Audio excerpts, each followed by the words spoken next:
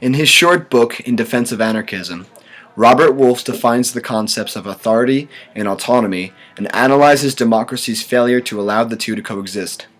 Wolff writes that the state claims supreme authority over a population, authority being the right to be obeyed. The individual has a natural desire to act autonomously, self-legislating their own morality and taking responsibility for their actions. Therefore, citizens have an obligation to self-educate and make informed choices. Wolff concludes his first chapter posing a conflict between the two, saying the state is defined by a right to rule, and the obligation of the individual is a refusal to be ruled. In Chapter 2, Wolff admits that democracy may have an opportunity to preserve both authority and autonomy.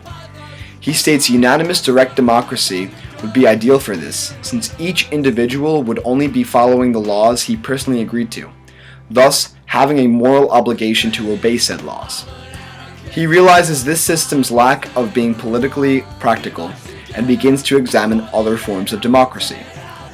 Wolff finds several errors in representative democracy, saying that the number of candidates will never equal the number of possible options, that representatives only in theory vote in accordance with the population that elected them, and that a parliament that votes without a direct mandate on each decision is similar to a benevolent dictator.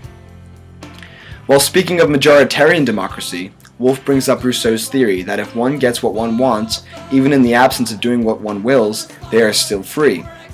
Rousseau is also seemingly under the assumption that the majority is always right and will always vote for the general good instead of private interest. Even though the minority may get what it wants while voting against it, this would not always be the case. The minority must submit to laws made by the majority, and the minority is often correct on new political issues. With this reasoning, Wolff finds conflict with several forms of democracy. In his final chapter, Wolff concludes by saying that autonomy and authority can only exist when people voluntarily give up private interests for public good in the absence of a state. It seems society would need to be transformed to this utopian anarchism through a moral evolution rather than a political revolution. Public good can only be served while preserving complete autonomy under these conditions.